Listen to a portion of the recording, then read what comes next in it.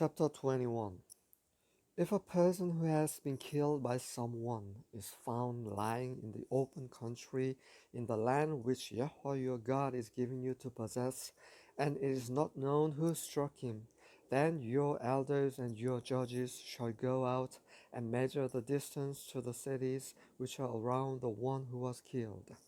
And it shall be that the city which is nearest to the person killed, that is, that the elders of that city shall take a heifer of the herd that has not been worked, and has not pulled in a yoke. And the elders of that city shall bring the heifer down to a valley with running water, which has not been plowed or sown.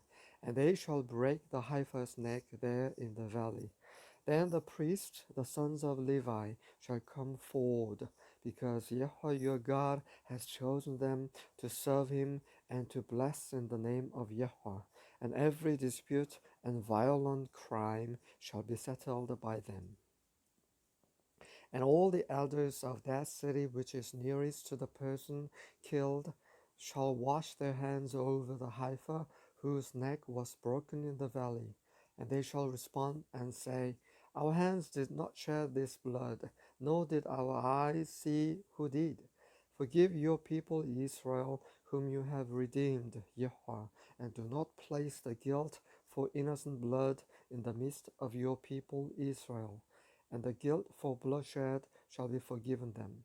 So you shall remove the guilt for innocent blood from your midst, when you do what is right in the eyes of Yahweh.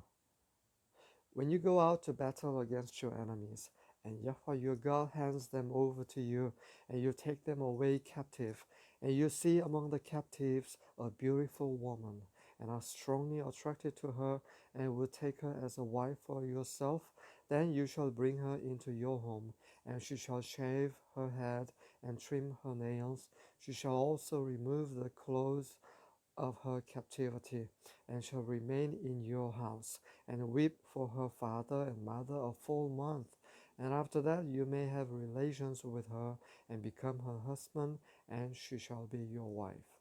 But it shall be, if you are not pleased with her, then you shall let her go, wherever she wishes, and you certainly shall not sell her for money. You shall not treat her as merchandise, since you have humiliated her. If a woman has two wives, if a man has two wives, the one loved and the other unloved, and both the loved and the unloved have borne him sons, and the firstborn son belongs to the unloved, then it shall be on that day that he wills what he owns as an inheritance to his sons. He is not allowed to treat the son of the loved wife as the firstborn, at the expense of the son of the unloved, who actually is the firstborn son. On the contrary, he shall acknowledge the firstborn, the son of the unloved wife, by giving him a double portion of everything that he owns, for he was the beginning of his strength. To him belongs the right of the firstborn.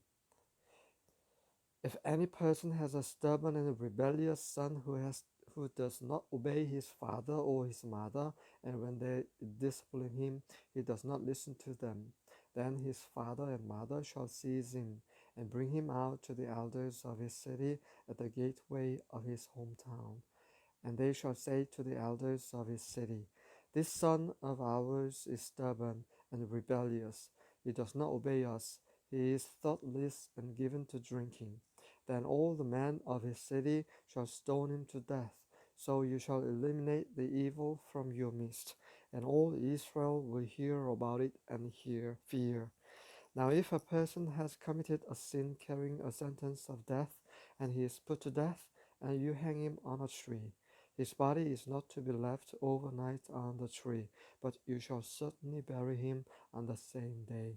For he who is hanged is cursed of God, so that you do not defile your land, which Yahweh your God is giving you as an inheritance.